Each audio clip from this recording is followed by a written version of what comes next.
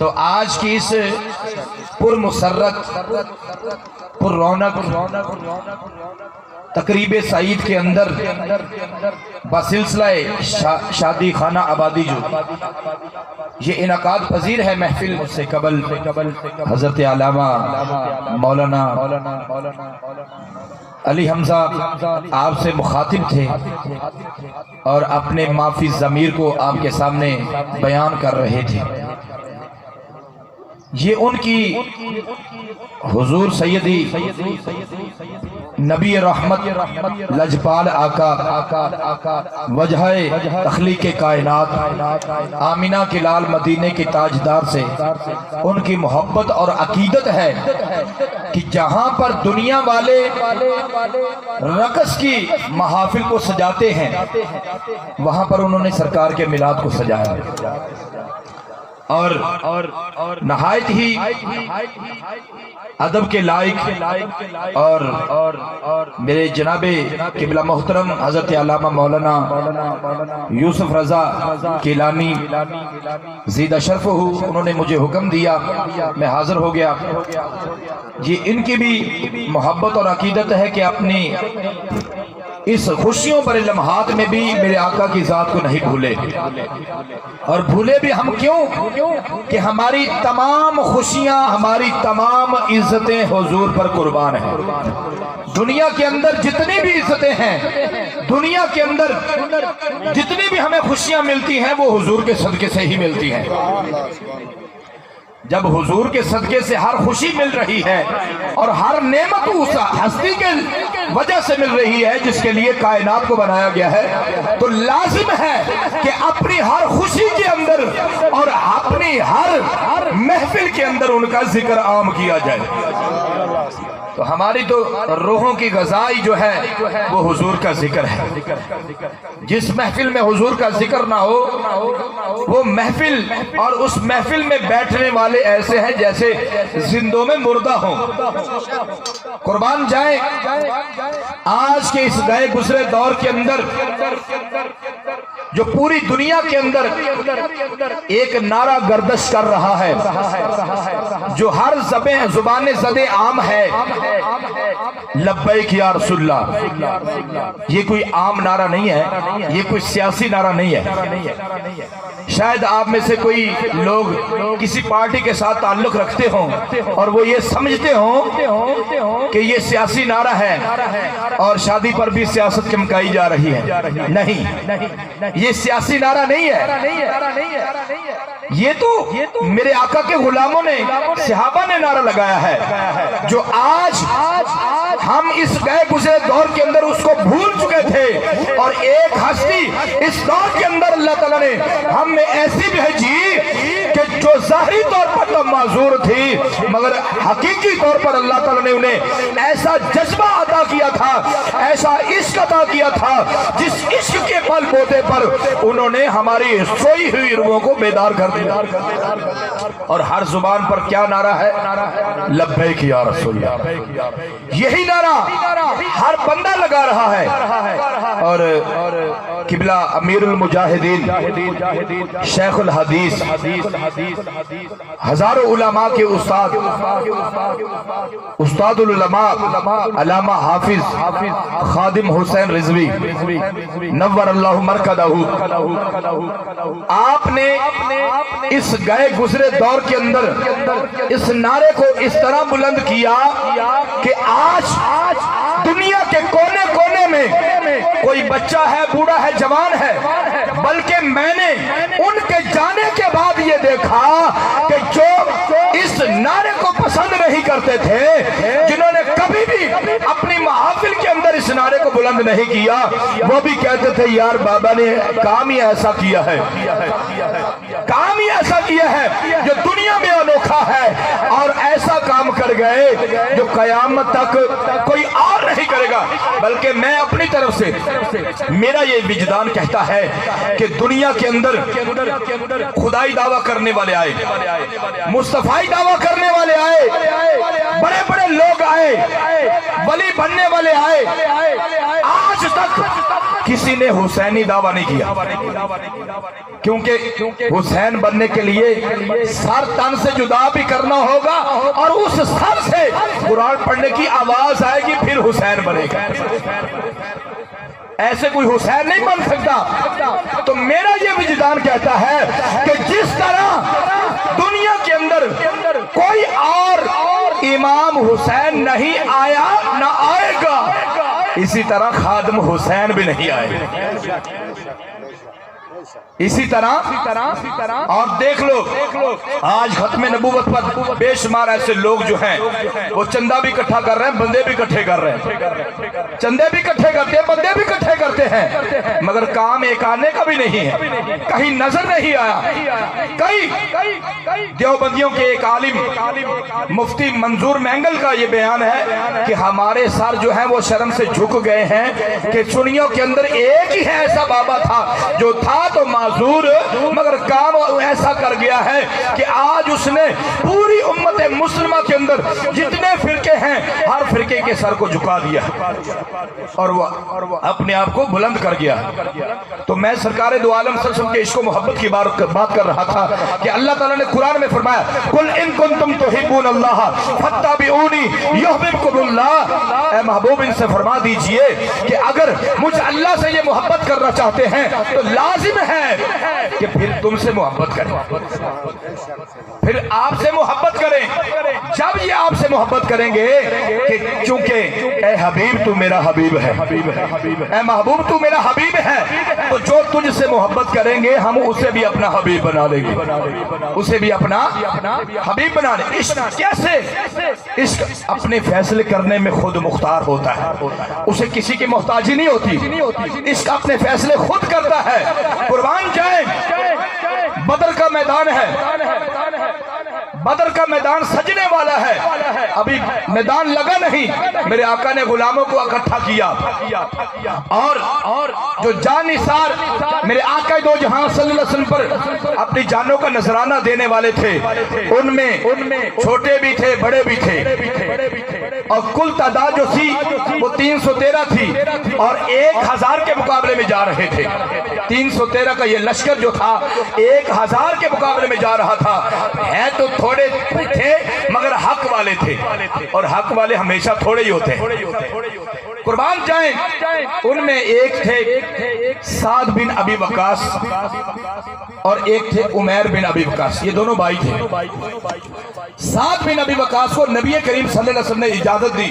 کہ تم میدان بدر میں چلو گے، اور عمیر بن ابی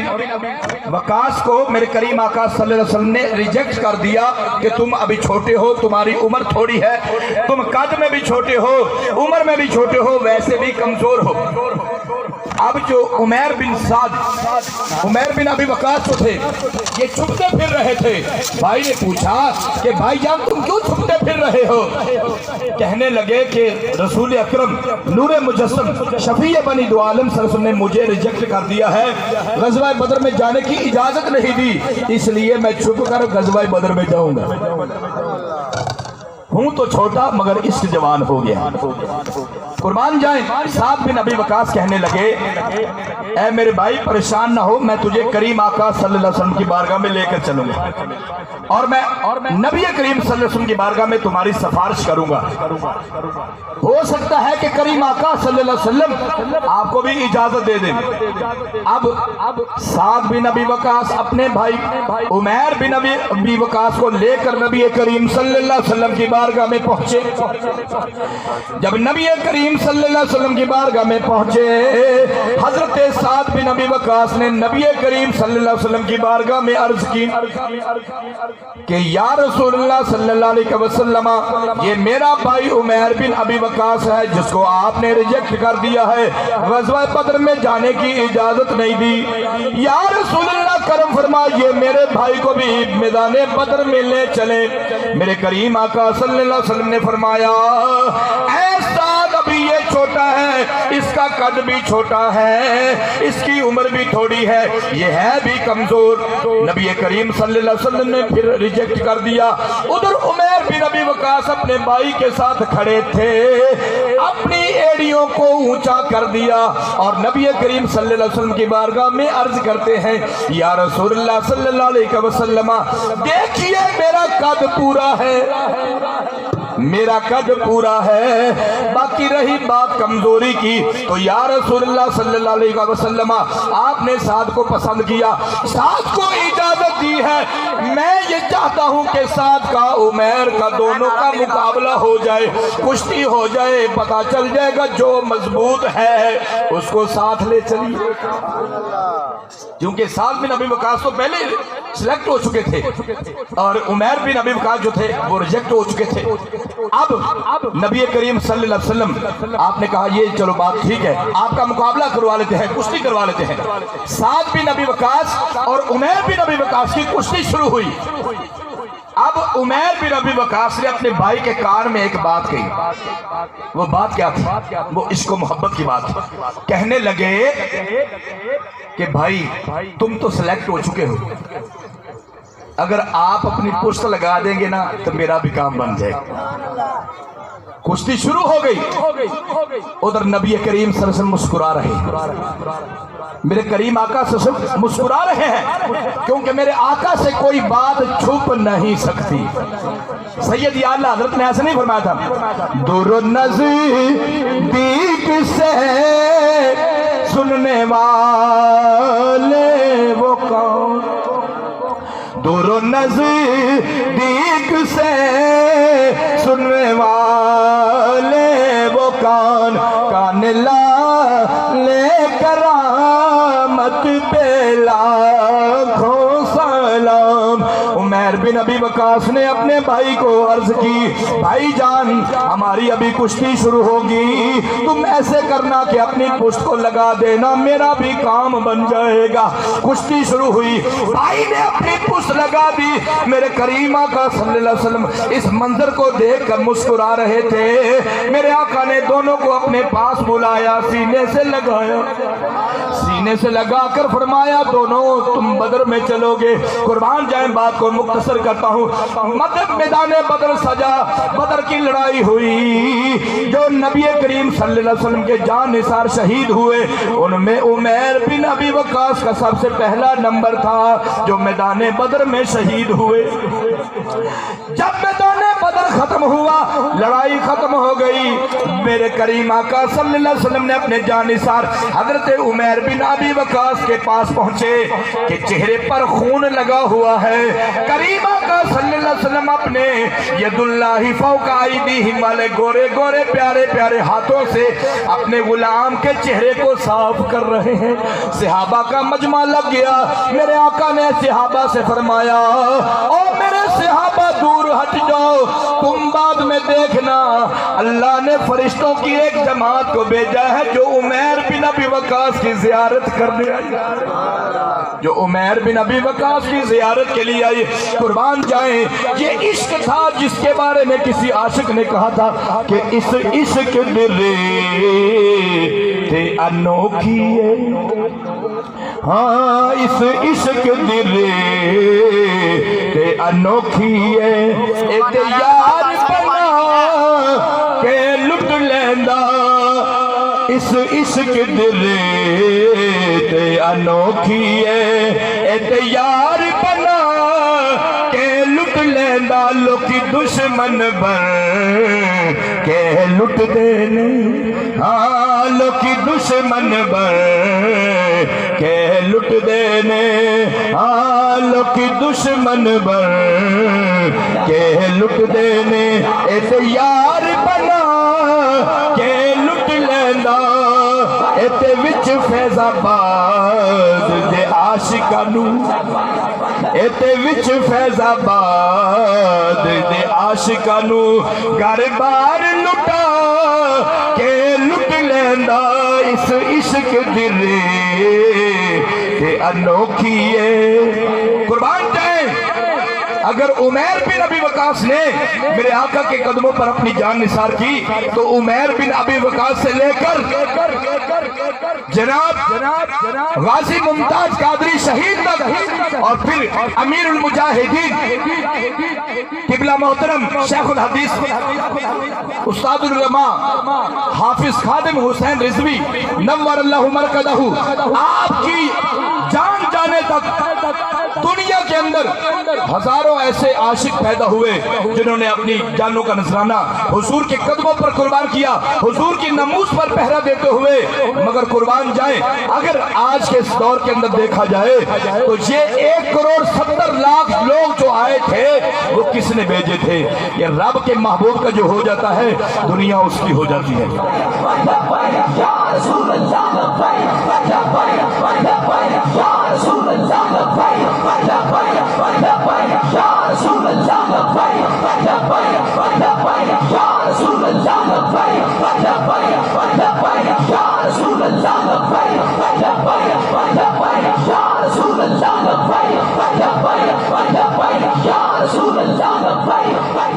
قربان جائیں حضور کے غلام وہ ہوتے ہیں کہ جو حضور کی ایک چھوٹی سی سنت کو بھی نہیں چھوڑتے۔ یہ شادی کا ماحول ہے، میں آخری بات کر رہا ہوں کہ جس علامہ خادم حسین رضوی نور اللہ مرکزہ نے اپنی زندگی حضور کے لیے وقف کی تھی، حضور نے مرنے کے بعد ایسا انعام عطا کیا کہ پوری دنیا سے لوگ ان کی تعزیت بھی کر رہے ہیں اور جن کا بس چلا وہ جنازے میں بھی شرکت کر رہے ہیں، انہوں نے جنازے میں بھی شرکت کی۔ قربان جائیں حضور اکرم نور مجسم شفیع بنی دو عالم صلی اللہ علیہ وسلم کے ایک غلام حضرت حذیفہ بن یمان، نبی کریم صلی اللہ علیہ وسلم نے ان کو کیسر و کسریٰ کے پاس بھیجا۔ جب کیسر و کسریٰ کا دسترخوان سجا نا، دسترخوان سجا تو حضرت حذیفہ بن یمان اسی دسترخوان پر بیٹھے ہوئے تھے، کھانا تناول فرما رہے تھے، بہت سے بڑے بڑے لوگ بیٹھے ہوئے تھے کیونکہ ایک بادشاہ کا دسترخوان تھا، بڑے بڑے لوگ بیٹھے ہوئے تھے۔ حضرت حذیفہ بن یمان کے ہاتھ سے ایک لقمہ نیچے گرا، حضرت حذیفہ بن یمان کے ہاتھ سے ایک لقمہ نیچے گرا تو آپ اس لقمے کو اٹھانے لگے۔ جب اٹھانے لگے نا تو ساتھ والے ساتھی نے ہاتھ پکڑ لیا، کہنے لگا یار تو اتنے بڑے بادشاہوں کے دسترخوان پر بیٹھا ہے تو کیا کیسا کام کر رہا ہے؟ یہ لوگ کہیں گے یار یہ ایسے گرے ہوئے لوگ ہیں، یہ ایسے گرے ہوئے لوگ ہیں کہ یہ نیچے سے اٹھا کے کھا لیتے ہیں۔ تو حضرت حذیفہ بن یمان نے جو تاریخی الفاظ بیان کیے وہ دل کی تختیوں پر لکھنے والے ہیں۔ حضرت حذیفہ بن یمان نے کہا اترکوا سنت رسول اللہ صلی اللہ علیہ وسلم لہذا الحمقائی، آپ فرمانے لگے کہ میں ان بے وقوف لوگوں کے لیے سرکار کی سنت کو چھوڑ دوں، میں ان بے وقوف، آپ نے دنیا کے بادشاہوں کو نہ دیکھا، آپ نے سرکار کی سنت کو دیکھا۔ صحابہ کی سنت یہ ہے کہ حضرت سیدنا صدیق اکبر جو ختم نبوت کے سب سے پہلے پہرے دار ہیں، اگر ان کی بات کی جائے تو بات لمبی ہو جائے گی، میں بات کو ختم کرتا ہوں میرے دوستو بزرگو۔ آج حضور کے عاشق صرف نام کے عاشق رہ گئے، کام ہمارا جو ہے وہ عاشقوں والا نہیں ہے۔ حضور نبی کریم صلی اللہ علیہ وسلم نمازیں ایک طرف، روزے ایک طرف، حج ایک طرف، زکاتیں ایک طرف، یہ لمبے لمبے طویل سجدے، قرآن کی تلاوتیں ایک طرف، اور حضور کی ختم نبوت پر پہرا دینا یہ سب سے بڑا کام ہے، اور یہ وہ عمل ہے جو قبول ہی قبول ہے۔ اور کسی شاعر نے کہا تھا کہ ہوں خاک مگر عالم انوار سے نسبت ہے، ہوں خاک مگر عالم انوار سے نسبت ہے، میں کچھ بھی نہیں لیکن سرکار سے نسبت ہے۔ جب تک ہماری نسبت ہمارے آقا کے ساتھ رہے گی دنیا میں کامیاب رہیں گے، آخرت میں بھی کامیاب ہو جائیں گے۔ حضور کے غلام حضرت ثوبان نبی کریم صلی اللہ علیہ وسلم کی بارگاہ میں حاضر ہوئے، عرض کرتے ہیں حضور آپ تو جنت میں اعلیٰ مقام پر ہوں گے۔ یا رسول اللہ ہم بھی آپ کے صدقے جنت میں چلے جائیں گے، مگر جنت میں آپ کا مقام بڑا اعلیٰ ہوگا، حضور ہم پر کرم فرمائیے۔ میرے آقا نے فرمایا میرے غلام کیا چاہتا ہے؟ حضرت سبحان نے عرض کی حضور جنت میں جہاں آپ کا مقام ہوگا ہمیں بھی وہاں پر جگہ دے دینا، ہمیں بھی وہاں پر جگہ عنایت کر دینا، تو دنیا میں رہ کر آپ کے چہرے کی زیارت کرتے ہیں، آخرت میں روز محشر بھی آپ کی زیارت اور جنت کے اندر بھی آپ کی زیارت کرتے رہیں۔ میرے آقا کے غلاموں کا یہی مشن تھا کہ وہ ہر وقت میرے کریم آقا صلی اللہ علیہ وسلم کی زیارت کرنے کو بے مشتاق رہتے تھے۔ قربان جائیں حضرت ابو ہریرہ نبی کریم صلی اللہ علیہ وسلم کی بارگاہ میں حاضر ہوتے ہیں، عرض کرتے ہیں صبح آتے ہیں رات عشاء تک میرے کریم آقا صلی اللہ علیہ وسلم کی بارگاہ میں رہتے ہیں۔ ایک دن میرے آقا دو جہاں صلی اللہ علیہ وسلم آپ نے فرمایا اے ابو ہریرہ تجھے دنیا کا کوئی کام نہیں ہے؟ عرض کی حضور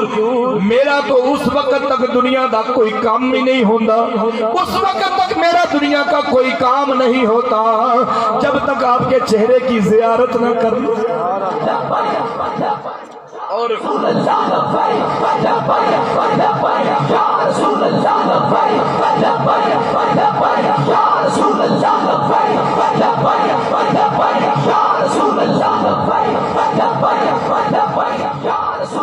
میرے کریم آقا صلی اللہ علیہ وسلم نے فرمایا اے ابو ہریرہ تجھے دنیا کا کوئی کام نہیں ہے۔ عرض کی مولانا روم علیہ الرحمہ نے اس حدیث کو اپنے شعر میں نقل کیا کہ گر ندیدم روئے تو پر نگدت کامے ماں ہفت دریا گر بنوشن تر نگدت جانے ماں۔ آپ فرماتے ہیں کہ یا رسول اللہ صلی اللہ علیہ وسلم آپ کہتے ہیں کہ مجھے دنیا کا کوئی کام نہیں، میرا تو اس وقت تک کوئی کام ہی نہیں ہوتا جب تک آپ کے چہرے کی زیارت نہ کر لوں، اور میرے دل کے اندر ہفت دریا گر بنوشن تر نگدت جانے ماں، میرے دل کے اندر آپ کے عشق و محبت کی اتنی آگ جل رہی ہے اگر 7 سمندروں کا پانی بھی مجھ پر ڈال دیا جائے وہ عشق و محبت کی آگ ختم نہ بجھ نہ سکے۔ تو قربان جائیں وہ میں بات کر رہا تھا شاعر کی کہ ہوں خاک مگر عالم انوار سے نسبت ہے، میں کچھ بھی نہیں لیکن سرکار سے نسبت ہے، میں کچھ بھی نہیں لیکن سرکار سے نسبت ہے، ناموس رسالت پر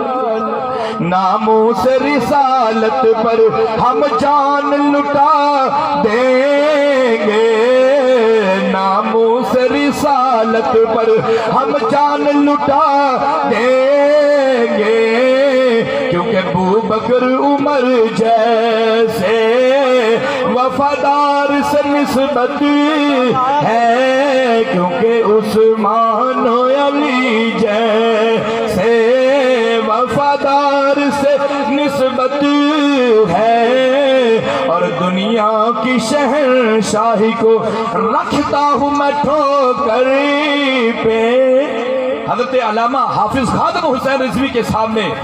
لوگ پیسے لے کر آئے اور بے شمار دنیا کی دولت لے کر آئے، عہدے لے کر آئے اور پیش کرتے رہے۔ آپ نے کہا یہ دنیا کی جو دولت ہے، دنیا کے عہدے ہیں، میں اس کو ٹھکراتا ہوں حضور کی عزت پر۔ آپ نے اس کو قبول نہ کیا اور آپ اپنی زندگی میں کہہ گئے اگر اس فقیر سے 1 روپیہ مرنے کے بعد بھی ثابت ہو جائے تو مجھے میری قبر سے باہر نکال دو۔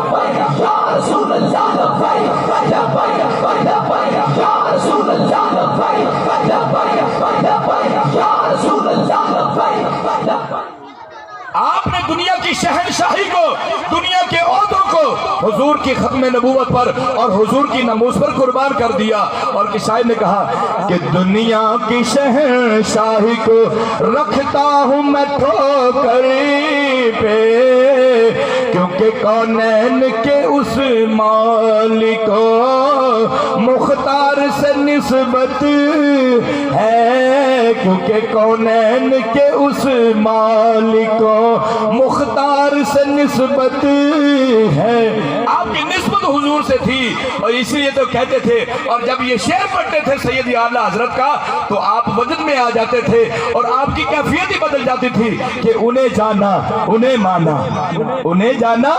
انہیں مانا، نہ رکھا غیر سے کام، للہ الحمد دنیا سے مسلمان کیا۔ یہ وہ لوگ تھے، وہ جو عاشق صادق تھے، جو دنیا سے جاتے ہوئے اپنا نام بھی روشن کر گئے اور حضور کی امت کو بیدار بھی کر گئے۔ میں اللہ تعالیٰ کی بارگاہ میں دعا کرتا ہوں کہ ہم سب کو اللہ تعالیٰ حضور کی ختم نبوت پر پہرا دینے کی اور حضور کی عزت و نموز کی خاطر دنیا میں مر مٹنے کی توفیق عطا فرمائے۔ وما توفیقی الا باللہ۔